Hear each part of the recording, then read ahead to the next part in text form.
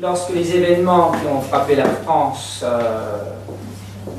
ont agité les esprits, lorsque les gens se sont demandé s'ils étaient encore en paix, il m'a semblé qu'il était important de dire ce que pouvaient faire les arts martiaux. On peut toujours étudier et rester dans les bibliothèques, rester dans les écoles, mais à un moment donné, il faut aller porter un peu cette lumière des arts martiaux qui nous éclairent, qui m'éclairent dans mes actions, au-devant des autres. Voilà. Alors, je suis arrivé à Saint-Brice en 1976. Aujourd'hui, on dirait migrant, mais réfugié ou immigré. Et en 70, plus exactement, j'ai commencé à Garges, puis ensuite à Sarcelles, où j'ai, sur la recommandation de mes parents, j'ai étudié le judo. Je fréquentais la bibliothèque de Sarcelles le samedi après-midi pour courir ensuite, sans doute vers 16h, pour aller suivre le cours de judo. Donc j'ai toujours eu le passage livre, action, précepte, application. Ça a toujours été lié. Et c'est quelque chose qu'on retrouve dans les arts martiaux chinois, japonais, où la lettre et l'acte sont liés. Et donc intellectuellement, je suis français, gastronomiquement aussi. Et après, bizarrement, ayant fait l'université, je me suis tourné vers les arts martiaux. J'étudie depuis 30 ans dans les dojos. Voilà. C'est pour ça que vraiment c'est une étude. Alors, Saint-Brice a accueilli l'école des deux sabres, l'école de Miyamoto Musashi, le plus grand samouraï du Japon. On le considère comme tel. Il est fameux pour avoir été invaincu en 60 combats. C'est énorme. Il a défié tout seul une école. Il a dû se battre contre 40, 60 personnes à la fois. Une seule personne.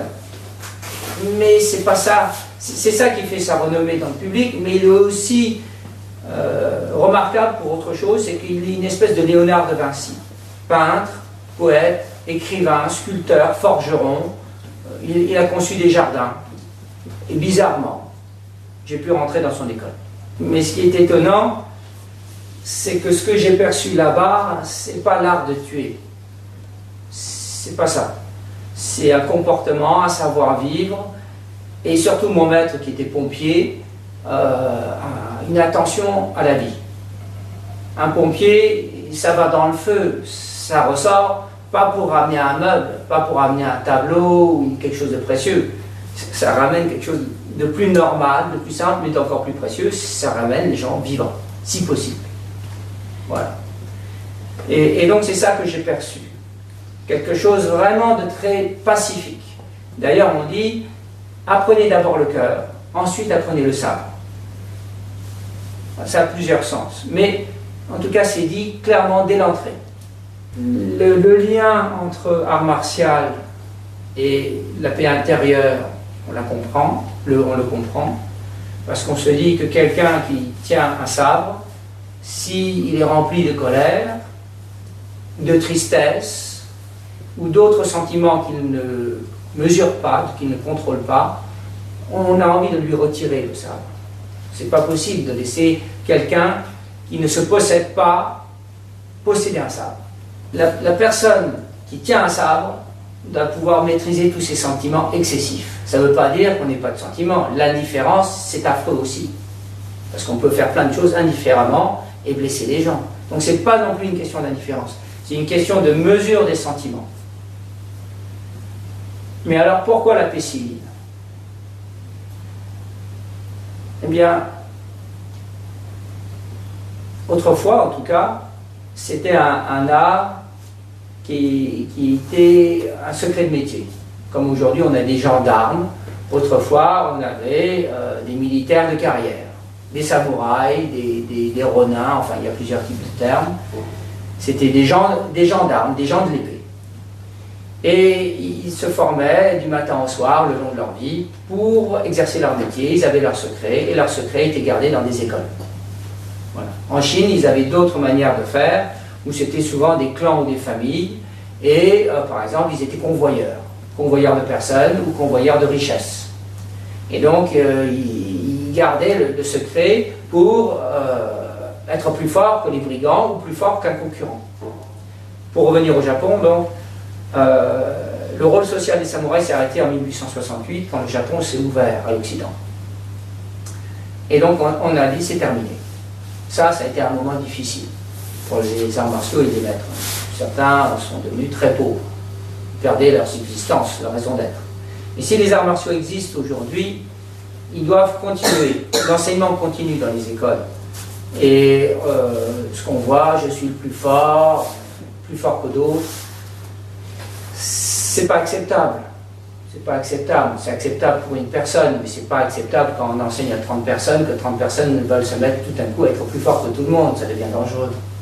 Donc, dans les écoles de sabre, en tout cas, et dans d'autres arts martiaux, bien sûr, on enseigne le bon comportement. Et dans ce cas-là, si on trouve un élève qui a un bon comportement, on peut lui enseigner l'usage de la force. Ça, c'est possible. Et dans ce cas-là, il n'est ni dangereux pour lui-même, ni pour sa famille, ni, comme on le dit, pour la société. Ça, c'est acceptable. Donc, quand on pratique, c'est pas tellement... on pratique jamais pour la société. Mais c'est quand même là, au cœur des arts martiaux historiquement. Alors, pourquoi aujourd'hui la paix civile? J'ai essayé de répondre à cette question qui, pour moi, était une intuition. J'ai eu du mal à trouver. Je pense que ce que procurent les arts martiaux, c'est une puissance sur son propre corps, sur ses propres sentiments et sur sa réflexion. On peut faire quelque chose. On apprend comment faire quelque chose. Et une fois qu'on sait qu'on peut faire quelque chose, on regarde l'adversité, on regarde l'incertitude, on regarde le lendemain avec plus de sérénité. Je pensais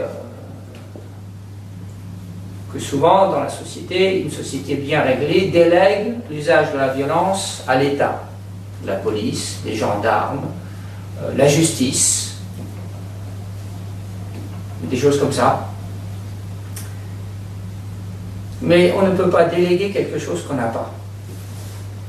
Si vous-même, vous n'avez pas le sentiment de votre force, par exemple quand je sors de la voiture pour faire ma randonnée, vous en faites peut-être, et que je vois où je dois arriver et je dois revenir, je regarde, soit le sommet de la montagne, soit l'horizon. Ça peut, en montagne, c'est souvent, l'horizon n'est pas si loin quand même, mais on peut passer au-delà de l'horizon. Ça donne le sentiment qu'on peut faire quelque chose. Pareil pour les arts martiaux. On a le sentiment qu'on peut faire quelque chose face à quelque chose, une incertitude, une bousculade ou autre. On peut. Et aujourd'hui, les gens ne pratiquent plus. Ils ont des exosquelettes, ils espèrent en avoir. On a une voiture, on ne marche pas plus de 5 minutes à pied ici, la poste est trop loin. On prend la visseuse. Je me souviens, une fois j'avais mal, il y a une vingtaine d'années, au bras, parce que je me suis rendu compte que j'avais vissé 200 vis. C'est normal que j'avais mal. Aujourd'hui, ça ne m'arrivera jamais, j'ai une visseuse. Et donc je ne sais plus si je peux encore visser 200 vis. Je ne sais plus si je peux réagir à quelque chose de défavorable, une situation qui me serait défavorable. Et donc je ne peux plus déléguer le pouvoir, puisque je n'en ai plus sur moi-même. Bon, alors on se dit, mais quelle importance? L'importance, c'est qu'on peut s'illusionner. On peut se dire, j'ai une belle voiture, j'ai un bon fer perforateur. Mais psychologiquement, on sait qu'on ne peut plus. Et face à ce qui nous arrive en France, que ce soit économique ou autre, on a un sentiment que les pouvoirs ne peuvent plus grand-chose. Et que parce que nous-mêmes, notre propre pouvoir sur nous-mêmes, nous échappe. C'est difficile d'être serein. Quand vous avez fini une randonnée, quand vous avez dépensé votre force, vous avez une sérénité due à la fatigue, mais au travail accompli.